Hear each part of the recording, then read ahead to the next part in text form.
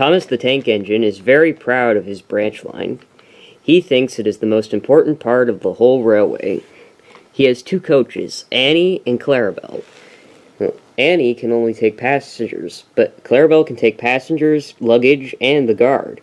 They are both old and need new paint, but Thomas loves them very much. As they run backwards and forwards along the line, Thomas sings them little songs, and Annie and Clarabelle sing too. When Thomas leaves the station, he sings, "Oh, come along, we're rather late. Oh, come along, we're rather late." And the coaches sing, "We're coming along, we're coming along." They don't mind what Thomas says to them, as they know that he's just trying to please the fat controller. And they know, too, that if Thomas is cross, he is not cross with them.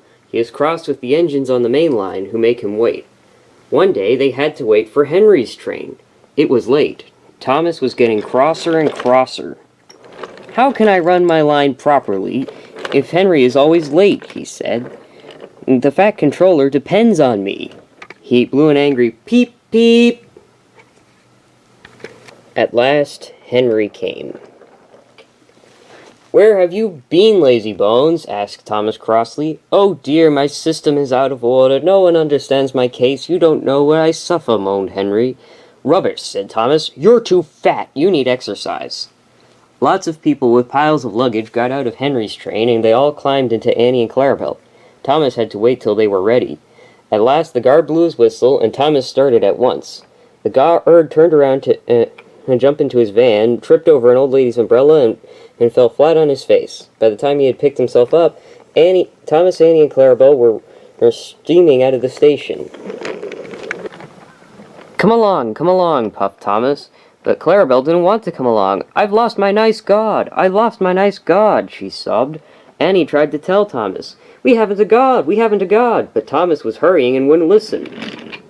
Oh, come along," he puffed impatiently. Annie and Clarabelle tried to put on their brakes, but they couldn't without the guard. "Where is our guard?" they cried. Thomas didn't stop till they came to a signal. "Bother that signal," said Thomas. "What's the matter?" "I don't know," said his driver. "The guard will tell us in a minute." They waited and waited, but the guard didn't come. "Peep, peep, peep! Where is our guard?" whistled Thomas.